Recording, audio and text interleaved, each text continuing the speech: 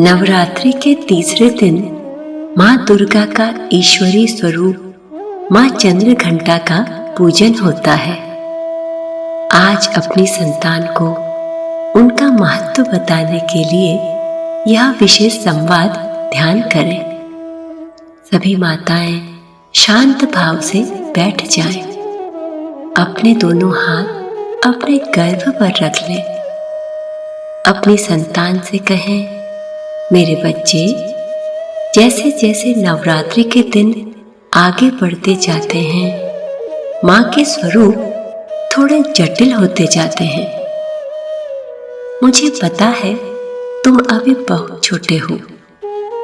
शायद मैं जो तुम्हें समझाने जा रही हूँ वह तुम्हें समझ ना आए, फिर भी मैं तुम्हें समझाने की कोशिश कर रही हूँ, क्योंकि मुझे लगता है मेरी बातों की छाप तुम्हारे मस्तिष्क पर रहेगी, जो भविष्य में तुम्हारा मार्गदर्शन करेगी। जैसे अभिमन्यु ने चक्रव्यूह वेदन माँ के गर्भ में ही सीख लिया था, उसी प्रकार मैं तुम्हें इस संसार रूपी चक्रव्यूह को भेदना सिखा रही हूँ। मेरे बच्चे, आज नवरात्रि का तीसरा दिन है। आज की देवी है माँ चंद्रघंटा। अब तुम दोनों आंखें बंद कर लो। माँ चंद्रघंटा के यौगिक स्वरूप को मेरे निर्देशानुसार सुनो। माँ दुर्गा की तीसरी शक्ति का नाम है चंद्रघंटा। मस्तक में घंटे के आकार का अर्धचंद्र, इसी कारण इन्हें चंद्रघंटा कहा जाता है। इनके शरीर का रंग सोने के समान चमकीला है। माँ के 8 हाथ हैं। वे खड़ग और अन्य अस्त्र शस्त्र से विभूषित हैं। सिंह पर सवार माँ की मुद्रा ऐसी है जैसे वे युद्ध के लिए तैयार है। मेरे बच्चे, माँ चंद्रघंटा के नाम का एक और अर्थ भी है।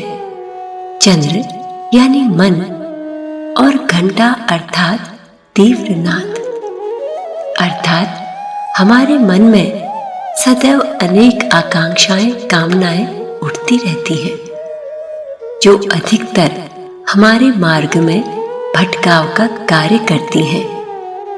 मेरे बच्चे, जब तुम थोड़े और बड़े होंगे, अपने यौवन काल में प्रवेश करोगे, तब तुम्हारे अंदर शक्ति तो अपार रहेगी, परंतु उस समय तुम्हारा मन भी बहुत विचलित और चंचल रहेगा।